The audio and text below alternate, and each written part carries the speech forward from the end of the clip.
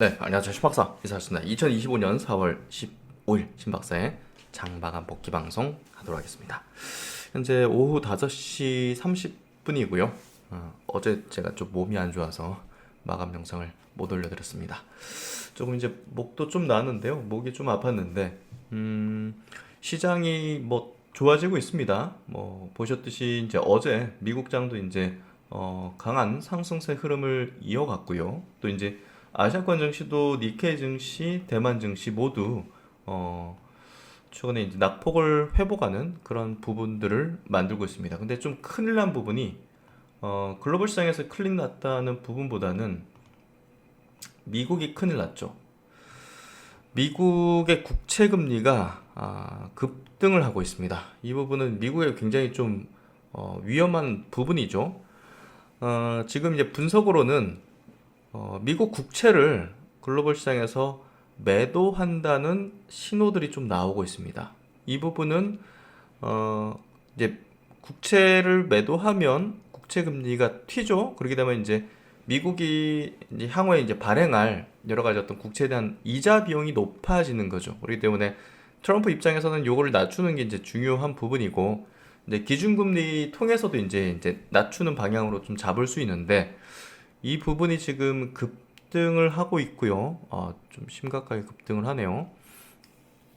특히나 이제 30년 물까지 상당한 급등세를 만들어내고 있습니다. 이런 부분들은 다소간에 좀 미국이 좀 위태로운 어떤 상황이 될 수 있다라는 어떤 시각으로 좀 되고 있고요.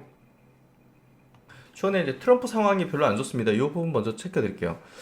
지금 트럼프 반대 시위가 미국에서 지금 한 번 집회하면 수십만 명 이렇게 모인다고 해요. 뭐 우리나라보다 더 큰 규모기도 한데요. 인구가 이제 많기도 하고, 또 이제 이 핸즈업, 손 떼라는 거죠. 예.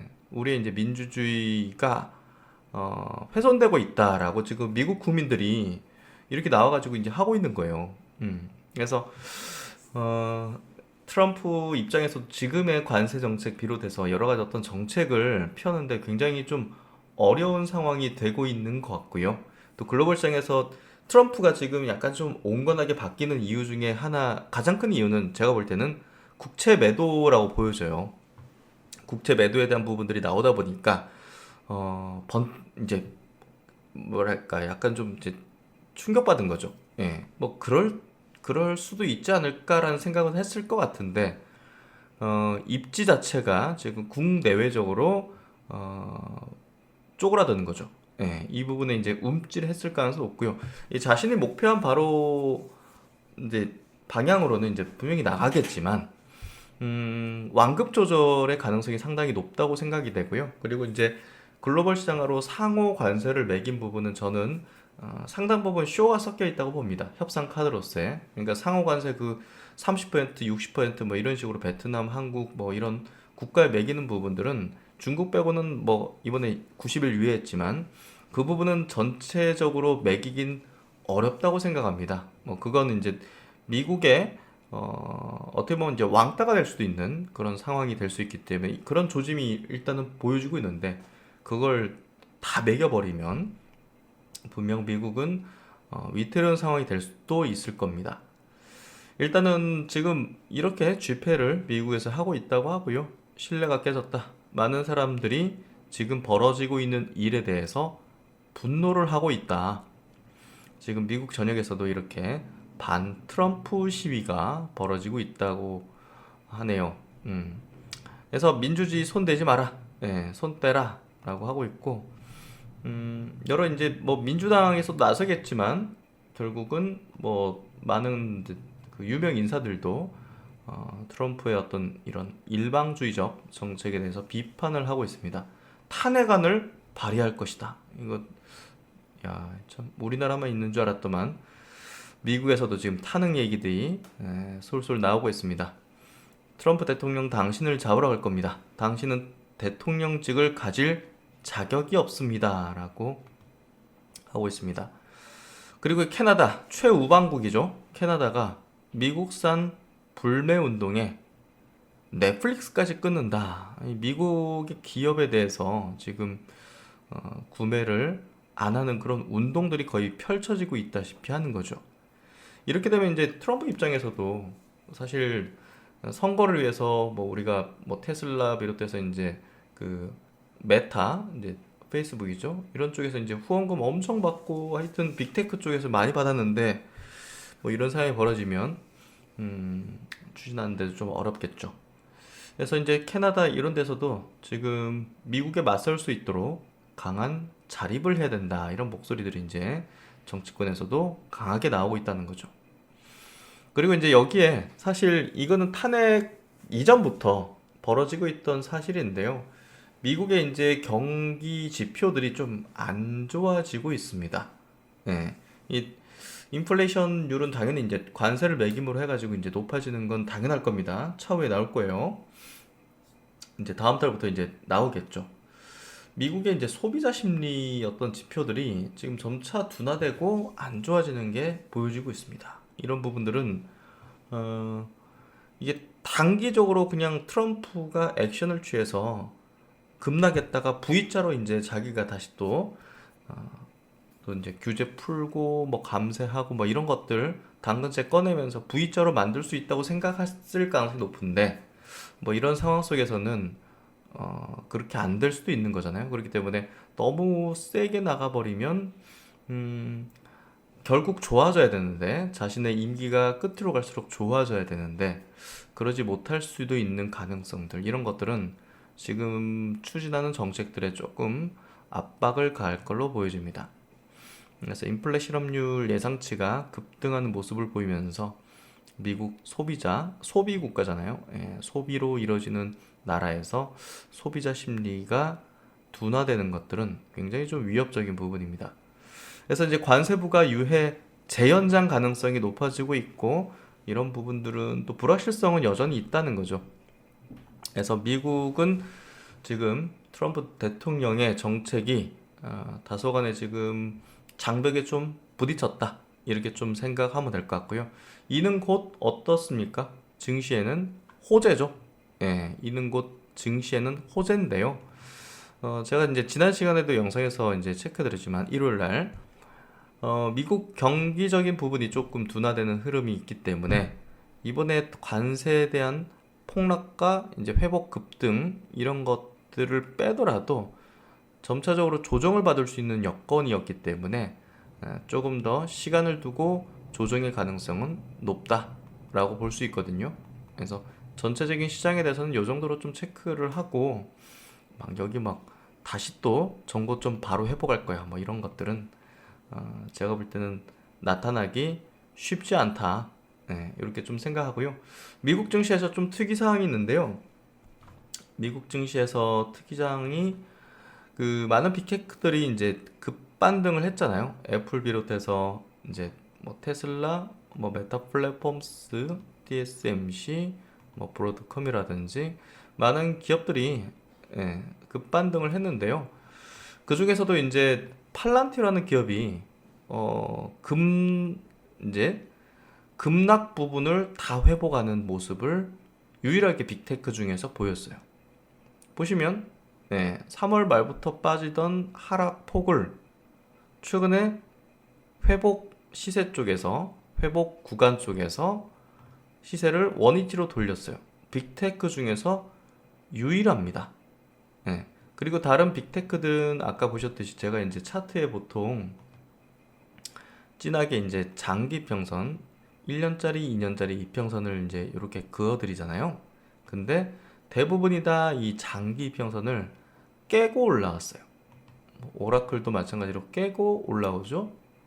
엔비디아는 깨진 않았고 살짝 깼다가 지지받고 올라왔죠. TSMC도 깼다 올라왔어요. 이제 브로드컴도 지지받고 올라왔죠. 근데 팔란티어는 장기 평선까지 내려가지 않고 중기인 121선에 지지받고 올라왔어요. 이는 무슨 의미냐? 차트적으로만 해석하면 가장 강한 종목인 겁니다. 수급이 이건 수급이 만들어내는 건데요. 수급이 매도하는 수급보다 매수하는 수급이 더 강력하게 존재했다는 거예요. 기본적으로 시장이 빠지면 패시브하게 나오는 수급들이 있잖아요. 근데 그것보다 훨씬 더 강한 수급이 있었기 때문에, 그리고 회복 구간에서도 더 강하게 붙였던 거죠. 그래서 결론적으로는 이렇게 낼 수가 있습니다. 결론적으로는 그 AI 혁명, AI 트렌드의 시대가 이어지고 있잖아요. 관세랑 무관하죠. 상관없습니다. 엔비디아도 계속 가고 테슬라도 계속 가고 AI 핵심적인 기업들은 계속 갑니다. 이렇게 잠깐 된 거라 보시면 돼요. 그러면 이제 주도주가 있을 거 아니에요. 그러면 지금까지는 사실 우리가 엔비디아가 대장주라는 거를 인정 안 하는 분은 없을 겁니다. 당연히 AI 시대에서 첫 번째 인프라겠죠. 인프라의 GPU죠. GPU 독점권은 거의 엔비디아죠. 그러니까 엔비디아가 지금까지 AI를 주도해 왔다면 지금부터는 무슨 시대냐?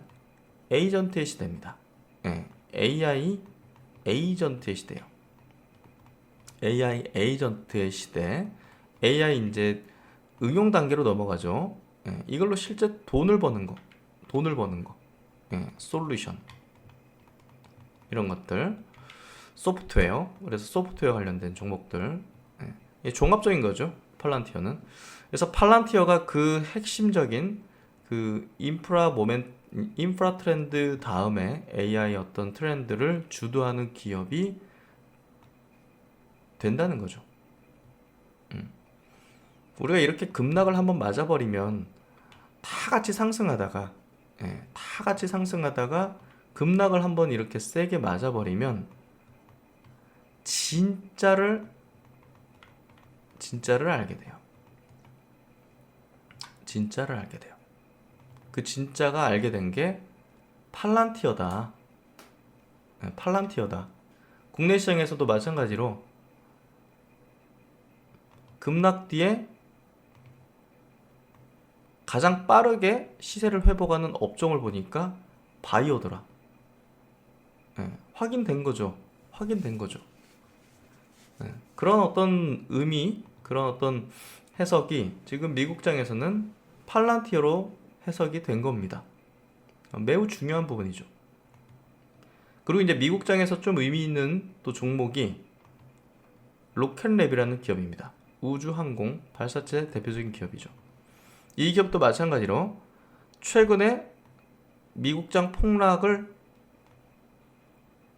바로 회복했어요. 장기평까지 안 내려오고, 그렇죠? 그러니까 굉장히 강했다는 거죠. 그러니까 우주항공에 대한 모멘텀도 매우 중요하다는 겁니다. 우주항공에 대한 모멘텀. 그래서 미국의 우주항공 관련된 핵심적인 기업들이 최근에 급락장 속에서도 방어적이었고 시세 회복의 속도도 가장 빠른 축에 속했다는 것은 큰 의미를 지닙니다. 그래서 이제 제가 이제 우주항공 섹터를 올해 이제 초부터 집중 분석해서 내일 모레죠. 나눔인사이트에서 이제 스터디를 진행하는 이유도 저는 이제 차트 심리 이론이라는 또 수급을 체크하고 성장 트렌드를 분석하면서 거기에 핵심적인 기업들을 계속 추적을 한단 말이에요. 근데 우주항공 관련된 기업들의 움직임들이 매집의 패턴들이 나타나고 있다는 겁니다. 이런 것들이 해외뿐이 아니라 국내에서도 나타나고 있다는 것은 우리가 준비해 나갈 그런 섹터고 우리가 큰 수익을 낼 수 있는 그런 섹터 종목이라는 것을 말해준다는 거죠. 이 부분들을 이해하는 게 매우 중요하고요. 결국은 우리가 이제 폭락장을 맞고 나서 그 다음에 어떻게 대응하느냐의 게임이지, 우리가 뭐 인생도 뭐 주식도 마찬가지잖아요. 우리가 갑자기 이렇게 폭락할지 어떻게 알겠습니까? 우리가 뭐 태어날 때 부잣집에 태어나고 싶고 뭐 가난집 선택권이 없잖아요. 이게 인생도 대응의 게임이잖아요. 주식도 마찬가지입니다. 이 급락은 누구나 맞았어요. 근데 그 다음에 어떤 액션을 취하는지가 다르겠죠. 그렇죠? 잘 대응을 하셨나요? 그걸 한번 되돌아보십시오. 지금 그 급락장 뒤로 30%, 30%의 나의 종목의 회복 속도를 보이지 못했으면 회복 속도를 보이지 못했으면 조금 포트폴리오를 점검할 필요가 있습니다. 점검할 필요가 있습니다. 어제 같은 경우 이제 그 리가캔바이오가 저녁 시간이죠. 7시 넘어서였나요? 네. 그 급락을 하는 모습들이 전개됐었어요. 지금은 그 주식시장이 저녁 8시까지 이제 열리잖아요. 그래서 저녁 8시까지는 저도 이제 시세적인 부분들을 계속 이제 뭐 일이 있으면 뭐 집중해서 보진 못하지만 그래도 이제 중요 종목들은 제가 이제 체크는 한단 말이에요. 근데 어제 리가캔바이오가 갑자기 급락을 했습니다. 예, 어제 몸이 안 좋아가지고 좀 일찍 퇴근하고 좀 쉬고 있었는데 그 급락을 했단 말이에요. 예, 급락을 했는데 그 이유 뭐 뉴스도 없어. 리가캔바이오 관련된 뉴스는 없어. 그래서 이제 보니까 이제 브릿지바이오 테라피틱스라는 기업이 있거든요. 이 리가캔바이오의 파이프라인을 가져가서 임상을 진행하고 있었던 기업입니다. 뭐 그렇다고 리가캔바이오에게 매우 중요한 어떤 파이프라인은 아닌데 이 브릿지바이오 테라피틱스가 임상 실패를 했어요. 그것도 핵심 파이프라인이에요. 핵심 파이프라인이 임상 이상에서 실패를 했다. 끝난 거죠. 기업 가치 저는 거의 제로로 봅니다. 이렇게 되면. 예, 아예 쳐다도 안 봐요. 그래서 이제 이 폐섬유 예전에 베링거 잉겔하임에 이제 조 단위 이상의 기술 이전했다가 반환을 받은 거예요. 뭐 독성 관련된 내용이 있었던 걸로 기억하는데요. 그 내용으로 이제 반환을 받았는데 그래도 이제 브릿지 바이오 측에서는 괜찮다. 예, 해결할 수 있는 문제다라고 이제 해가지고 진행을 했는데 임상 이상, 예, 임상 이상에서 실패를 했습니다. 예, 특발성 폐섬유증 후보물질 BBT877인데요. 회사가 이제 그 IR도 잘 하고 참 좋은 기업인데 뭐 중요한 거는 뭐 IR 잘하고 이런 것들이 중요한 것보다는 이제 파이프라인이 잘 되는 게 중요하겠죠. 어쨌든 폐가 딱딱하게 굳는 희소질환, 특발성 폐섬유증, 폐가 굳는 그 병이죠. 요거에서 글로벌 임상 이상에서 실패를 했습니다. 한국, 미주, 호주, 폴란드, 이스라엘 5개국에서 129명 환자 대상이었는데요. 통계적 유의성이 없었다는 거죠. 그래서 이게 굉장히 위험한 병이에요. 사망이 이제 거의 이르는 병이고 전 세계 300만 명 정도 있으니까 시장 규모가 굉장히 적지 않은 큰 규모인데요. 리가캔바이오로부터 이제 도입한 물질이에요. 이게 이제 어제 리가캔바이오의 주가의 급락을 야기했다고 볼 수 있는데요. 뭐 요 기업은 이제 끝난 거죠. 최근에 요거 기대감으로 끌어올렸는데 우리가 임상 발표 전에 이제 파는 게 정석이잖아요. 팔아야죠, 당연히. 이걸 안 팔고 앉아 있었으면 그건 도박한 거죠. 주식 투자가 아니라. 어쨌든 돌아와서 이런 경우 이제 리가캔바이오가 이제 주가 영향을 왜냐면 저 그 브릿지 바이오 테라포틱스는 이제 요거 넥스트레이드의 거래소에 거래가 가능한 종목은 아니었거든요. 그렇기 때문에 오후 6시 이후로는 이제 거래가 안 된단 말이에요. 브릿지 바이오 테라포틱스는 거래할 수가 없단 말이에요. 근데 리가캔바이오는 이제 거래할 수 있는 대상이기 때문에 그 악재를 이 종목이 받아냈어요. 그래가지고 급락을 했는데요. 이런 거를 빨리 판단해야 돼요. 장 11%까지 빠졌는데요. 핵심적인 파이프라인이 아니죠. 리가캠의 지금 시총 수준이 4조 원 정도 내외인데요. 이 시총 수준에서 저 파이프라인이 차지하는 비중은 없어요. 없다고 판단 내린다면 이거는 이제 센티적인 거죠. 센티적으로 여기로 이제 몰린 거예요. 그 센티가 어디로든 반영이 돼야 되니까. 우리가 이제 코인 시장은 24시간 거래되니까 다 반영되잖아요. 실시간으로. 근데 주식시장은 거래가 안 되는 시간이 있기 때문에 그 대상이 있어야 돼요. 그 대상을 리가캠으로 삼은 거예요. 이게 바로 기회인 거죠. 이게 바로 기회인 거예요. 그래서 이거를 잘 포착을 하신 분은 이걸 잘 포착하신 분들은 당연히 이걸 먹는 거죠. 예. 그대로 회복하는 시세, 그대로 회복했잖아요. 그대로 회복하는 시세를 먹는 거죠. 그러니까 앉아서 그냥 10%, 11%를 먹는 게임인 겁니다. 당연히 업사이드는 계속 있을 거기 때문에. 예. 그러니까 이제 이런 기회들을 놓치지 않기 위해서는 핵심적인 기업들에 대해서는 면밀하게 모니터링하는 게 필요하고요. 그리고 그런 것들을 즉각적으로 기회인지 아니면 이제 악재인지 이거를 이제 판단 내려가지고 행동으로 옮기는 그 액션적인 어떤 그 배포가 필요하죠. 그래서 이제 결국은 주식은 배포의 게임일 수 있고요. 예. 그만큼 우리가 높은 계좌의 어떤 수익을 내려면 야 아무리 좋은 종목이라도 비중이 막 5%, 6% 이런 식으로 비중을 넣으면 그 뭐 계좌가 크게 변하겠습니까? 그렇죠? 예. 정말 확신을 가지는 기업이라면 비중 50%, 60%뭐 이런 식으로 하는 거죠. 이제 워런 버핏이 애플을 자신의 포트폴리오 비중의 50% 삼았다고 저 도박꾼 이렇게 얘기하는 사람 없잖아요. 그렇죠? 그러니까 리가켄 바이오 같은 기업은 정말 그 유망한 바이오 기업이죠. 예. 그래서 요 구간부터 엄청나게 강조를 많이 드렸던 대표적인 기업이고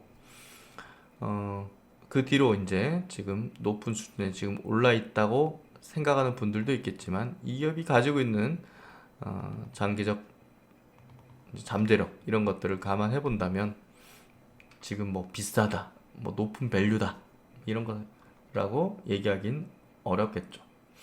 그래서 결국은 이 우리가 판단하는 기준 자체 부분을 개인들이 보통 생각하는 최근에 많이 올랐으니까 이제 오르기 힘들 거야 뭐 이런 생각을 하는데요. 그 차트적으로 이제 분석을 하더라도 우리가 예를 들면 과거 이제 제가 거래도 했고 또 이제 수익도 냈던 그런 기업인데요. 뭐 지금이야 이제 제가 커버리지 하는 종목은 아니지만 그때 단기적으로 이제 거래 대상으로 삼았었던 기업입니다. 2017년도니까 되게 오래됐네요. 그 차바이오텍이라는 기업인데요. 줄기세포 관련주. 당시 이제 바이오 붐이 펼쳐지면서 줄기세포로 이제 수급이 이제 이동하는 그런 흐름들이 전개됐었어요. 그런 가운데 이제 줄기세포의 또 그 당시 대표 기업은 차바이오텍이었는데요. 차바이오텍이 이런 식으로 1차적으로 이제 매집 상승기를 보여줬어요. 그리고 나서 장기 평선 부근까지 조정을 거쳤습니다. 예. 그리고 나서 이제 중요한 건 여기에요, 여기. 장대양봉 상한가로 이제 시세적인 분출을 스타트를 하는 지점이었습니다. 그렇다면 이제 이 지점이 바로 매수 포인트의 자리예요. 거래가 발생하고 거래가 이제 대량으로 발생했다는 것은 큰 손의 진입이 확인됐다는 거죠. 그렇다면 이제 많은 투자자들은 여기서 들어가려고 하다가도 흔드는 흐름에 불안하게 됩니다. 보시면 26%까지 갔다가 저가는 5%, 등락이 굉장히 컸어요. 그러니까 여기서 들어간 사람은 굉장히 불안할 것이고요. 여기서 들어간 사람은 그래도 좀 버틸만 하고 뭐 뒤섞여 있겠죠. 예. 근데 이제 여기서 이런 식으로 하면 뭐 기다리지 못하는 그런 투자들은 또 이렇게 흔들어 제끼면 매도를 하게 됩니다. 그리고 이런 형태가 나타나면 굉장히 공포감에 휩싸이게 되죠. 야, 이게 많이 이렇게 올라와 있는데 이게 또 이렇게 빠지면 어떻게 하지? 그러니까 이제 이 세력의 어떤 매집 패턴 내지는 또 당시 이제 바이오 어떤 상승 추세적인 흐름이 어떤 위치에 있는가, 거의 이제 끝마무리에 있는가, 중간 레벨에 있는가, 이런 것들을 이제 가지고서 종합적으로 판단해야겠죠. 그러고서 이렇게 되면 웬만한 사람은 다 털립니다. 웬만한 사람은 5일선 깨버리죠. 그럼 단기로 내가 한 좀 먹으려고 들어왔던 그런 투자들 있죠. 7%까지 이렇게 밀어버리고 하면 웬만큼 다 털려요. 요날도 다시 올라가는 타다가 내려버리니까 그때 팔걸, 올라갈 때 팔걸, 이런 어떤 심리가 발동하겠죠. 그러다가 이날 같은 경우 6%까지 빼버립니다. 예, 이런 경우 뭐 웬만큼 그냥 예, 이제 뭐 못 사겠죠. 예, 이런 식으로 이제 계속 뒤엎는 겁니다. 여기 들어왔던 사람들은 무슨 중장기 투자하려고 들어왔겠습니까? 단기적인 투자하려고 들어왔겠죠. 계속 흔듭니다. 그러니까 지금 이게 모이면서 이게 무슨 의미지? 라는 생각을 할 수 있겠죠. 이런 혼동할 겁니다. 어떻게 되는 거지? 그러면서 시간이 지쳐 또 다른 어떤 바이오주도 날아가는 것들이 굉장히 많았어요. 그런 것들 보면 야 이게 뭐 하는 거지? 내가 여기서 지금 매수했는데 오늘 팔 걸. 자꾸 이제 그 생각에 머뭅니다. 그리고 다른 것들 막 날아가는 것들 보이고 그냥 셀트론 잡을 걸 하면서 계속 그러면서 야 이게 지금 여기 털고 나가는 모습 아니야? 세력들이? 이런 식으로 이제 생각하게 이르죠. 이 시간이 길어지면 길어질수록 사람들은 희망보다는 약간 절망에 가까운 조급함 이런 것들이 작용하고요. 이날은 완전히 그냥 나락으로 가는 심리에 비관에 휩싸이게 됩니다. 7% 장대 음봉으로 저가가 종가로 거의 마감했어. 이날은 그냥 비관입니다. 그리고 장중에 다음날도 1% 마이너스 이런 식으로 하면서 그냥 이제 빠지나 보다. 그렇죠? 그리고 이제 21선까지 깨버려요. 그렇죠? 이날은 이제 희망도 아무것도 없어요. 다른 종목들은 또 날아가고 있고 그 자리부터 이런 식으로 급격하게 빠르게 이거를 스무스하게 하면요 또 붙는 사람이 있어요. 근데 이렇게 해버리면 이거 잘됐다. 본전 올 때 못 팔았던 사람들, 본전 올 때 팔자 여기서 샀던 사람들 올라갔다 내려오니까 내가 잘 팔았네. 그렇죠? 여기서 샀던 사람들 여기서 윗꼬리 만들고 내려붙이니까 여기서 팔았어요. 여기서 샀던 사람들이 잘 팔았네. 여기 종가는 여기니까. 그렇죠? 그래서 여기 단기로 들어왔던 사람들 매물을 단 이틀간의 영망치 봉에서 소화를 합니다. 여기서 손절 물량을 받아내고 여기서 본전 심리 물량을 받아냅니다. 그리고 나서 이렇게 만들어 버리죠. 뭔지 아시겠죠? 메이저들이 하는 액션 플랜과 개인 투자자들이 하는 심리, 갖는 심리 이거를 당시의 봉에서 주가의 변동과 흐름 속에서 해석하는 겁니다. 그러니까 메이저 입장에서 바라보고 있어야 이걸 온전히 해석을 할 수가 있겠죠. 이렇게 됐습니다. 그렇죠? 요날도 사람들은 끝났네. 다음날 이렇게 이거는 이 종목 한 종목의 차트만으로 판단하는 게 아닙니다. 주식 투자라는 거는 이 당시 바이오 업종 이 당시 전체 지수의 흐름과 그리고 업종 바이오 업종의 위치 흐름이 어떤지 그리고 이 당시에 업종에서의 주도주가 이제 셀트리온이었거든요. 주도주 뭐 신라젠 이런 것들 이런 기업들의 지금 위치가 어떤 위치냐 털고 나가는 위치냐 상승 과정에 있는 위치냐 이런 것들을 봐야겠죠. 저는 이제 상승 과정에 있다고 판단을 했습니다. 전체적인 분위기 상황들 해서 요 구간을 수익을 단기적으로 2배 정도를 취할 수 있었던 겁니다. 지금 8년이 지난 시점에서 이거를 정확히 기억하고 있는 이유는 이 당시에 개인 투자들의 심리 그리고 메이저가 끌고 가는 어떤 이 플랜들, 이런 것들을 디테일하게 그 당시에 몰입을 해가지고 보고 있었기 때문입니다. 그래서 이게 기본적으로 지금에서도 나타나고 있는 반복되는 현상이고요. 그만큼 우리가 이제 투자할 때는 이 메이저 입장에서 생각을 해야 된다는 겁니다. 돌아와서 리가켄 바이오에 대해서도 그런 부분인 겁니다.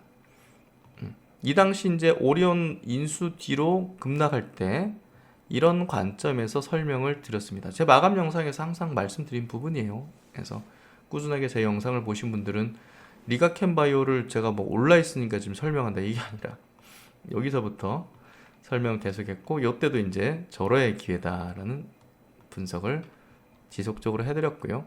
또 작년 8월 달에 이제 NK 트레이드 사태 때도 바이오를 담아야 된다라고 했고, 이번에 급락장 속에서도 바이오를 담아야 된다라고 하고 있습니다. 그리고 작년에 10월 11월 달에 단기 고점을 형성했다. 그리고 단기 바닥을 형성했다. 이렇게 얘기를 하고 있습니다. 지금 드린 얘기는 그대로 제가 과거 영상에서도 드렸던 얘기들이라서, 그래서 이렇게 이제 해석을 하고 있고, 제가 이제 종목 하나하나를 선정하고 여러분들에게 이제 분석을 해드리는 것들은 아까 이제 보셨듯이 차바이오텍 같은 디테일하게 이 세력과 개인 투자자들의, 개미 투자들의 입장에서 생각을 하는 것이고요. 그러면 이제 2017년도 이때 당시 셀트리온이 본격적으로 폭발적인 상승기로 진입했던 그 당시에 이걸 보면 우리가 주가가 높게 형성됐다고 못 사고, 그거 아주 어리석은 겁니다. 이렇게 됐었어요. 이 당시에도 이 구간에서 매집의 패턴이 명확히 나타났었습니다. 올려 세웠다가 이 당시에 이제 그 반도체 슈퍼사이클로 전체 지수가 급등하는 기였는데요. 코스피 중심으로만 상승했어요. 그러다가 이제 개인 투자들이 많이 이제 뛰어들었는데, 개인 투자자들이 많이 뛰어들면 당연히 그 다음 코스닥을 끌어올리는 세력들의 움직임들이 발생하겠죠. 그 중에서 대표적인 게 바이오였습니다. 바이오 끌어올릴 명분이 너무나 명확했는데요. 첫 번째는 셀트리온 헬스케어 상장이 됐었어요. 엄청난 기업이 들어왔죠. 그리고 삼바가 이제 본격적으로 이제 실적적인 부분이나 기대를 크게 받는 시점이었고요. 그리고 미국에서 면역항암제가 엄청나게 각광을 받기 시작했어요. 야, 이제 장수의 시대다. 야, 암의 정복이다. 면역항암제. 우리 이제 면역을 끌어올려가지고 이제 암을 퇴치한다. 굉장한 거죠. 그래서 이때 당시 이제 면역관문 억제제 판매가 증가하기 시작했고, 또 이제 세포 치료제로 카티 치료제가 기적의 항암제로 불리는 카티 치료제가 미국에서 두 개나 FDA 승인을 받았습니다. 그래서 이제 국내에서도 그 카티 치료제 기업으로 이제 그 당시 뭐 앱클론도 상장했었고, 또 이제 신라젠 항암 바이러스 주식도 이제 상장을 하면서 그런 기업들이 이제 그 미국의 어떤 바이오 이 핵심적 트렌드를 받아내면서 코스닥을 끌어올리는 어떤 에너지가 됐었죠. 그 기폭제를 이제 셀트리온이 만들어냈는데요. 이런 식으로 이제 상승의 스타트를 하는데 급등을 하기 시작했죠. 그래서 당시에 이제 모든 바이오의 어떤 분위기를 압도하고 끌고 가는 흐름으로, 이때 당시 요 가격이 이제 뭐 한 7만원, 8만원 정도 했었으니까요. 여기서 한 4-5배 정도 상승을 한 셈이죠. 이 대형주가 단기적으로 이렇게 엄청난 급등으로 전체 바이오 시장에 새로운 어떤 시대를 열어제친 겁니다. 그래서 결국 이제 지금은 바이오 업종 안에서 셀트리온이 차지하는 비중이 그때는 압도적이었는데요. 지금은 이제 뭐 삼바가 시총이 80조 이상이 되면서 더 커졌는데 정말 이 바이오의 지금 부흥을 어떻게 보면 지금의 어떤 부흥을 이제 스타트 했다? 뭐 한약품 그리고 실적으로 글로벌 시장에서 판매를 해가지고 실적으로는 세일들이 만들어냈죠.